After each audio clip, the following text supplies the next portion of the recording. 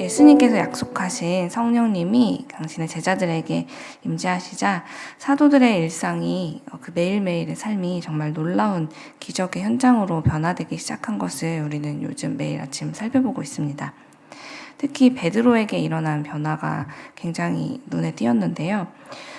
앞서 2장에서 담대하게 복음을 전해서 3,000명이나 되는 사람들이 예수님을 믿고 세례를 받게 했던 이 베드로는요, 3장에서는 이제 기도하러 성전에 가던 중에 태어날 때부터 지금까지 평생을 걷지 못했던 그 사람을 걷게 하는 기적을 일으키는 일을 하게 되었습니다.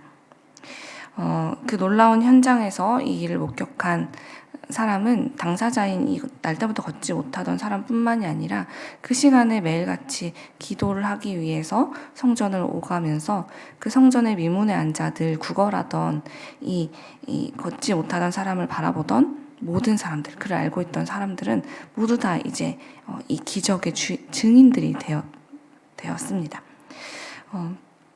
마침 그 자리에서 있다가 이 구걸하던 사람이 자기 발로 일어나서 뛰고 춤추면서 하나님을 찬양하는 것을 보게 되었던 모든 사람들은 정말 깜짝 놀라서 눈을 비비고 이 일을 행한 베드로와 요한에게 주목하기 시작했겠죠. 베드로는 이 기회를 놓치지 않고 자신에게 주목하고 있는 사람들에게 자기 자신을 드러낸 것이 아니라 예수 그리스도를 전하기 시작했습니다. 오직 다른 능력이 아니라 자신이 대단해서가 아니라 예수 그리스도를 믿는 믿음만으로 이 태어날 때부터 한 번도 걷지 못했던 이 사람이 걷게 되었습니다. 라고. 그러니 이 자리에 있는 이 모든 기적을 보게 된 여러분들도 이 예수님을 믿으라는 이야기를 베드로는 그 기회를 놓치지 않고 시작했던 것이죠. 그러자 더더욱 놀라운 일이 일어나게 되는데요. 베드로가 전한 이 복음을 듣고 이번에는 남자만 대략 5,000명쯤 되는 사람들이 예수님을 믿는 놀라운 역사가 이 자리에서 일어나게 됩니다. 이렇게 베드로가 복음을 전할 때마다 3,000명이 세례를 받고 또 오늘의 현장에서는 5,000명이 예수님을 믿게 되니 제사장들과 유대교 지도자들은 심기가 매우 불편해지기 시작했습니다. 그럴 만도 하죠. 이들이 누구인지 한번 떠올려 보면 이들이 가만히 있을 수 없다는 것을 여러분도 아실 텐데요. 6절을 오늘 우리가 보았던 6절 그리고 또 5절 말씀을 보면 거기에 누가 등장하냐면 관리들과 장로들 또 서기관들이 예루살렘에 모이기 시작한 것을 이야기하고 6절에는 대제사장 안나스와 가야바와 요한과 알렉산더와 및 대제사장의 문중이 다 참여하였다라는 이야기가 쓰여져 있어요. 대제사장 안나스와 가야바. 이 사람들의 이름을 어디선가 많이 들어봤는데 하는 생각이 나는 분들도 계실 텐데요. 이들은 바로 예수님이 살아계시던 때, 바로 얼마 전이죠. 그때 예수님을 붙잡아서 예수님을 힘들게 아프고 고통스럽게 신문하고 예수님의 이 무죄함에 대해서 무죄하다는 것을 어떻게든 숨기기 위해서 없는 죄를 만들어 뒤집어 씌우고 결론적으로 예수님이 사형에 처하게 했던 그 장본인들, 그들이 바로 이 대제사장 문중이었습니다. 안나스는 전직 대제사장이었고요. 그의 사위인 가야바가 현직 대제사장으로 있으면서 지금 여기 등장한 요한과 알렉산더는 그들의 친족이었어요. 그래서 이렇게 하나님의 성전에서 일하는 제사장, 특히 대제사장 문중의 사람들이 모여서 하나님을 섬긴다면서 하나님의 아들인 예수님을 죽이는 데 앞장섰던 것을 우리는 알 수 있는데요. 하나님의 아들이신 예수님께 그 없는 죄를 만들어 뒤집어 씌우고 그분을 붙잡았던 그날 밤을 잠깐 떠올려 보았으면 좋겠습니다. 예수님은 이 대제사장 가야바의 관정에서 신문을 당하셨고 그 자리에는 예수님과 이 제사장들 뿐만이 아니라 베드로도 있었죠. 유대 권력의 정점에 서 있던 이 대제사장들은 예수님의 생명을 쥐락펴락할 수 있는 그런 힘까지도 가진 것처럼 보였고 그래서 그들은 의기양양했습니다. 예수님이 붙잡혀서 고난을 당하는 모습을 한편 몰래 멀찍이서 바라보던 베드로는요. 사람들이 저기 붙잡혀 있는 저 예수님의 제자임을 알아볼까봐 그는 그 자리에 있는 내내 두려움에 떨었고 실제로 이후에 자기가 예수님의 제자인 것을 알아보는 여자들과 사람들 앞에서 나는 예수를 모릅니다 라고 3번이나 부인하기까지 했죠. 베드로에게 있어서 그날 밤 가야바의 관정에서 있었던 일들은 아주 커다란 트라우마가 되었을 것 같아요. 그날 밤 가야바의 집에서 느꼈던 그 무서운 살기와 그리고 위협, 또 자기에게 언제든지 닥쳐올 수 있는 그 죽음에 대한 두려움과 이제 예수님이 정말로 저렇게 돌아가시게 되면 나의 미래는 어떻게 되는 거지? 하는 그 온갖 두려움과 불안한 생각들이 온통 베드로를 사로잡았을 그때 베드로는 살아남기 위해서 가야바와 권력자들 그리고 수많은 사람들 앞에서 온 힘을 다해 나는 예수를 알지 못한다고 부인했었기 때문에 가야바를 비롯해서 이 대제사장 가문의 사람들을 다시 만나게 되었던 이때에 베드로는 그날 밤 예수님이 돌아가시던 그날 자기가 저질렀던 그 수치스러운 일들이 떠올라서 참 괴로웠을 것 같아요. 한편 베드로와 요한이 예수 그리스도의 이름만으로 이 걷지 못했던 사람을 고쳤다라는 이 일을 들은 이 대제사장 사람들, 이 권력을 가진 사람들, 이들은요 마음이 참으로 불안하고 불편해지기 시작했어요. 예수님을 믿으라고 전도하면서 돌아다니는 이 2사람 때문에 수천 명의 사람들이 그렇게까지 예수를 믿게 될 줄은 아마 상상도 못했을 거거든요. 심지어 이들의 머릿속에는 아직 베드로가 어떤 모습으로 그 자리에 예수님이 잡혀 고통당하시던 날 어떤 모습으로 있었는지 잊혀지지 않고 기억이 되고 있었을 겁니다. 잔뜩 겁에 질려서 예수님을 배신했던 그 베드로에 대한 기억이 아직 남아있었을 것이기 때문에 이 사람들의 생각으로는 분명 저 별 볼 일 없는 배신자 베드로라는 이미지가 아직 남아있었기 때문에 그 사람이 그렇게 대단한 사람들을 막 한 번 설교할 때마다 수천 명씩 돌아서게 하는 그런 사람이라고? 그 사람은 절대 그런 깜냥이 되지 못하는데 하면서 자기들끼리 베드로를 비웃기도 했을 테고 그런데도 동시에 이제 두려운 것은 그런 사람이 하는 말을 듣고 왜 저렇게 많은 사람들이 예수를 믿는 거지? 심지어 지금 이 예수는 자기들이 죽여서 이 세상에 있지도 않은데 있지도 않은 사람을 믿겠다고 수천 명씩 이렇게 동요하는 상황들을 보면서 도무지 이해할 수가 없어서 이들은 골치가 아팠을 겁니다.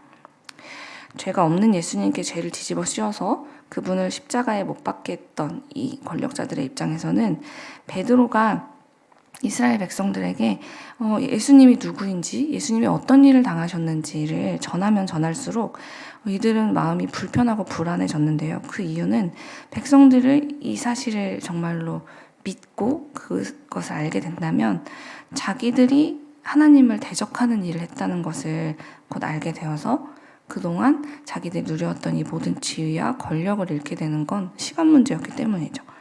그래서 자기들의 그 모든 것을 잃어버릴 것이 두려웠던 이 권력자들은 베드로와 요한의 입을 막아서 예수님께 했던 그 모든 일들을 가리고 숨기고자 하는데 혈안이 되어 있었던 겁니다.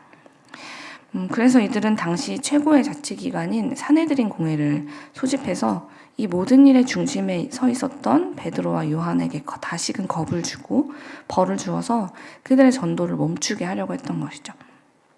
그런데 이들의 예상과 달리 다시 만난 베드로는 전혀 다른 사람처럼 보였어요. 그는 예전에 예수님을 따라다니고 그 예수님과 함께 있었던 그 시절에도 보이지 못했던 그때는 막 두려움에 덜덜 떨던 그때의 그 모습이 아니었죠.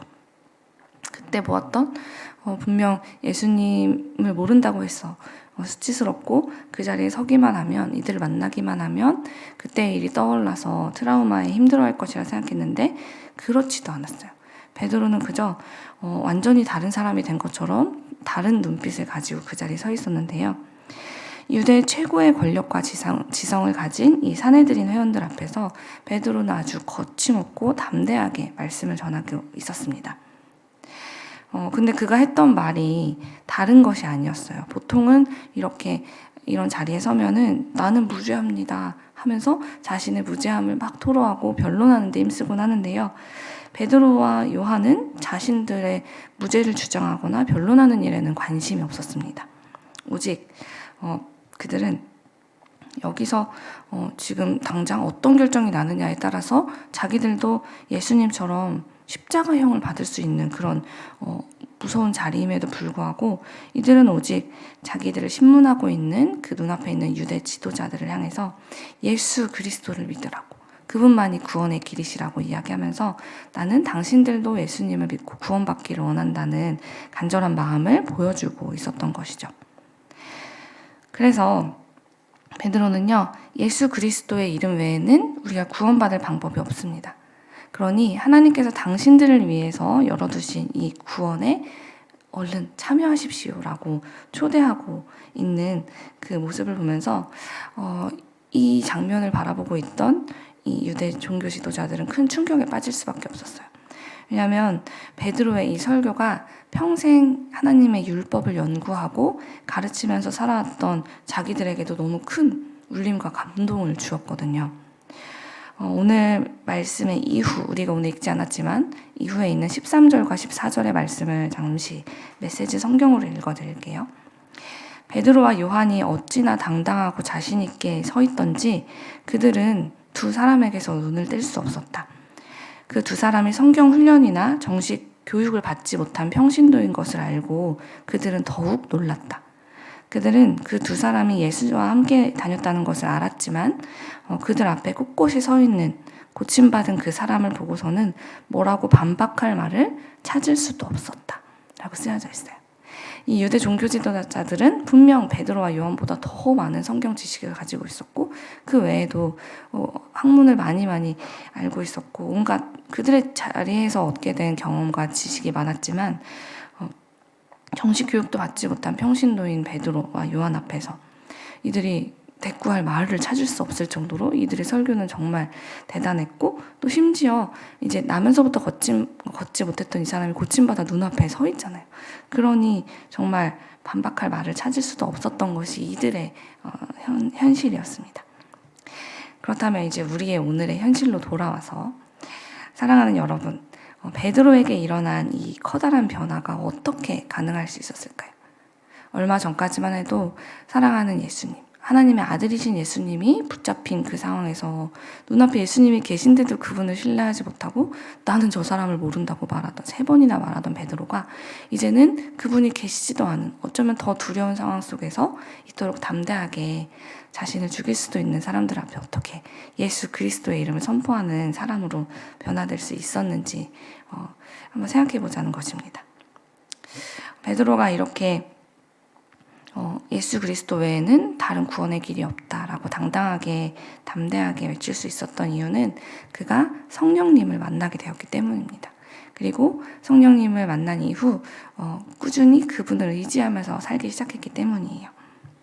그의 힘으로는 절대 할 수 없었던 일들, 그의 지식만으로는 절대 전할 수 없었던 일들, 자기의 경험으로는 도무지 자기의 경험만으로 능력만으로는 해결할 수 없는 그 모든 상황들 앞에서 베드로는 언제나 나와 함께 하시는 우리 성령님, 언제나 나를 도와주시는 그 성령님만을 전적으로 의지하기 시작했습니다.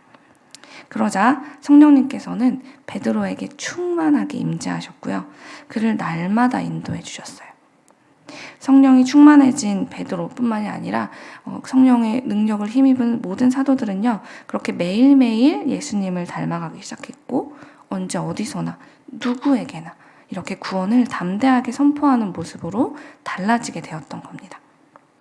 기세등등했던 유대의 지도자들은 자기들이 어떻게 해도 감당할 수 없는 이 예수님의 제자들 때문에 매번 어쩔 줄 몰라 하기도 하고 말았죠. 사랑하는 여러분, 우리도 성령님을 의지할 때 베드로가 겪은 그 놀라운 변화를 우리의 삶 속에서 경험하게 될 것을 저는 믿습니다. 전에는 두려웠던 그 사람들을 향해서요, 담대하게 진리를 전할 수 있게 될 것이고요. 또 절망 속에서 무력하게 숨어 지내고 있던 내가 이제는 스스로 일어날 힘이 없어서 주저앉아 있는 그 사람들을 향해서 스스로 나아가서 그들을 예수 그리스도의 이름으로 일으켜주는 그런 놀라운 일들이 성령님을 의지하기 시작한 우리의 삶 속에서도 반드시 일어날 것이라는 것을 믿습니다. 그러니 이제 우리가 해야 될 일은 분명해졌죠. 우리도 매일매일 성령 충만을 구하는 것입니다. 오늘 하루를 시작하는 이 시간 성령님을 의지해서 그분이 공급해 주시는 힘으로 오늘을 살겠다고 작정하고 오늘도 고백하기를 간절히 소망합니다.